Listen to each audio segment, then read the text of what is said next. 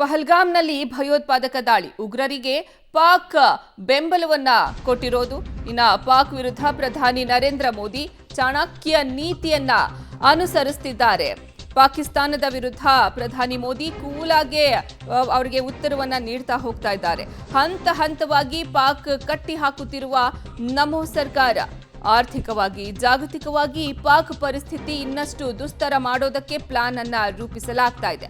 ಶತ್ರು ದೇಶವನ್ನ ಇನ್ನಷ್ಟು ಕುಗ್ಗಿಸಿ ಬಳಿಕ ದಾಳಿಗೆ ತಂತ್ರವನ್ನ ಹಾಗಾದ್ರೆ ಹೂಡ್ತಾ ಇದ್ದಾರಾ? ಪ್ರತೀಕಾರದ ಬದಲಿಗೆ ತಾಳ್ಮೆಯ ಅಸ್ತ್ರವನ್ನ ಪ್ರಯೋಗ ಮಾಡ್ತಿದ್ದಾರೆ.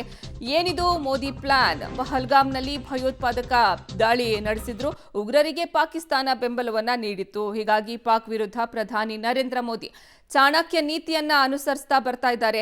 ಹಂತ ಹಂತವಾಗಿ ಪಾಕಿಸ್ತಾನವನ್ನ ಕಟ್ಟಿ ಹಾಕ್ತಾ ಇದೆ ನಮೋ ಸರ್ಕಾರ. ಆರ್ಥಿಕವಾಗಿ ಜಾಗತಿಕವಾಗಿ ಪಾಕಿಸ್ತಾನದ ಪರಿಸ್ಥಿತಿಯನ್ನು ಇನ್ನಷ್ಟು ಕುಗ್ಗಿಸುವಂತಹ ಪ್ಲಾನ್ ಅನ್ನ ಮಾಡ್ತಾ ಇದೆ. ಶತ್ರು ದೇಶವನ್ನ ಇನ್ನಷ್ಟು ಕುಗ್ಗಿಸಿ ಬಳಿಕ ದಾಳಿಗೆ ತಂತ್ರವನ್ನ ಹೂಡ್ಲಾಗ್ತಾ ಇದೆಯಾ ಹಾಗಾದ್ರೆ ಅನ್ನುವಂಥ ಪ್ರಶ್ನೆ ಮೂಡ್ತಾ ಇದೆ. ಇದನ್ನೆಲ್ಲ ನೋಡ್ತಾ ಇದ್ರೆ ಪ್ರತೀಕಾರದ ಬದಲಿಗೆ ತಾಳ್ಮೆಯ ಅಸ್ತ್ರವನ್ನ ಪ್ರಧಾನಮಂತ್ರಿ ನರೇಂದ್ರ ಮೋದಿ ಅವರು ಮಾಡ್ತಾ ಇರೋದು.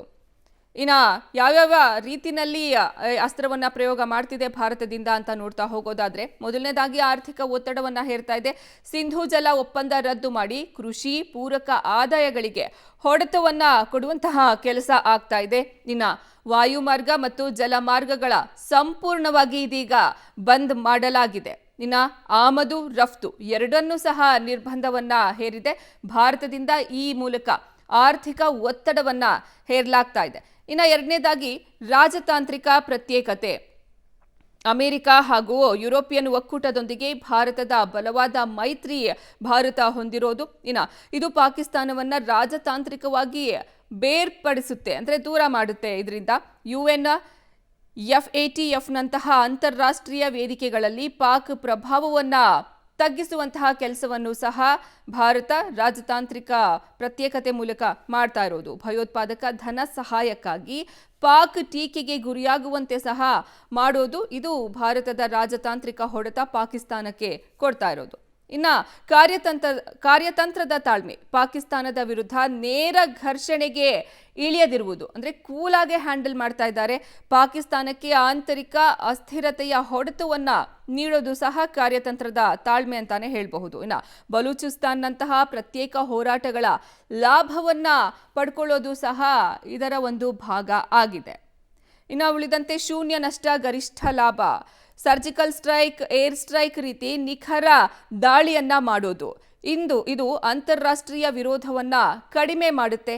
ಪಾಕ್ ಪೂರ್ಣ ಪ್ರಮಾಣದಲ್ಲಿ ಕುಸಿದು ಬೀಳುತ್ತೆ ಈ ಮೂಲಕ. ಹೀಗೆ ಮೋದಿ ತಾಳ್ಮೆಯ ಅಸ್ತ್ರವನ್ನ ಪ್ರಯೋಗ ಮಾಡ್ತಿದ್ದಾರೆ ಶತ್ರು ದೇಶ ಪಾಕಿಸ್ತಾನದ ವಿರುದ್ಧ.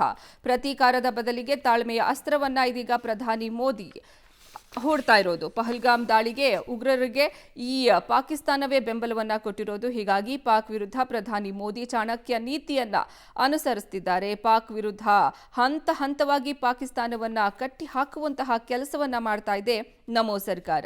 ಆರ್ಥಿಕವಾಗಿ ಜಾಗತಿಕವಾಗಿ ಪಾಕ್ ಪರಿಸ್ಥಿತಿಯನ್ನ ಮತ್ತಷ್ಟು ದುಸ್ತರಗೊಳಿಸುವಂತಹ ಪ್ಲಾನ್ ಅನ್ನ ರೂಪಿಸಲಾಗ್ತಾ ಇದೆ.